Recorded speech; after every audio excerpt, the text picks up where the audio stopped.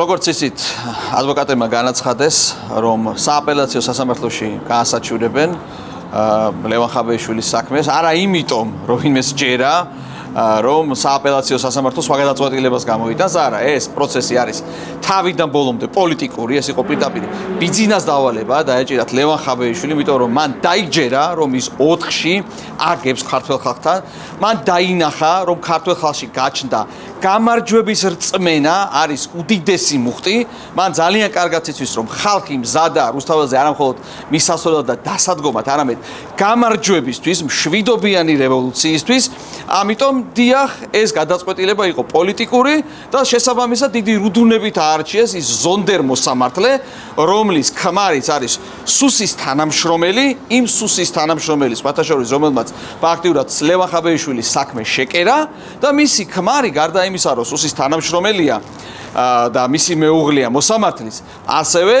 ბრალდებულია და ადანაშაულებენ ამ ადამიანს და არის ინფორმაცია, რომ კასპში მათ შორის, როდესაც ლევან ხაბეიშვილი ხდებოდა პენსიონერებს, აი მაშინ რომ მოხდა ძალადობრივი თავდასხმა, ქვებით პენსიონერებს და ლევან ხაბეიშვილის ამ ადამიანის დავალებით ესროდნენ ქვებს. ამიტომ თავიდან ბოლომდე ყველაფერი გასაგები, ერთ რამეში ცდებიან ისინი ძალიან, რომ ლევან ხაბეიშვილი, ატა ბურჭულაძე, არ ვიცი, ყველა რო დააკავონ, ყველა პოლიტიკოსი, ყველა ლიდერი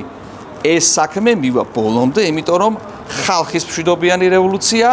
ხალხს უნდა გამარჯვება და 4-ში ხალხი აუცილებლად გაიმარჯვებს. რაც შეეხება ცალკეული პოლიტიკოსების თუ აი პოლიტიკოსების განცხადებას, რომ თურმე მსგავსი შინაარსის განცხადებების გამო სხვებსაც დაიჭერენ, არავის არ ეშინია არც მაგათი დაჭერების, არც იმის რომ სუსის ტიტუშკებს დაახვედრებენ და დაგვახვედრებენ და ფიზიკურად გაგვისწორდებიან, ყველა კიდევ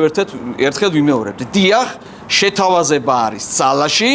$200,000 ყველა იმ სპეცრაზმელს, ყველა იმ ძალოვანს, ვინც არ ჩაიდენს უკანონობას, ვინც არ დათხრის თვალებს ადამიანებს, მშვიდობიან დემონსტრანტებს, ფიზიკურად არ გაუსწორდება, არ დაასახიჩრებს, არ დააკავებს, იმიტომ რომ 4-ში ჩვენ ვემზადებით მშვიდობიანი რევოლუციისთვის, მშვიდობიანი დამხობისთვის. არც ამ სიტყვის თქმის არ გვეშინია,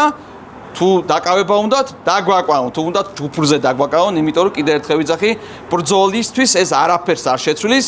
გეგმა ხალხშია, ყველა მიცის ვინ რა უნდა გააკეთოს და ეს ბრძოლა დამთავრდება გამარჯვებით.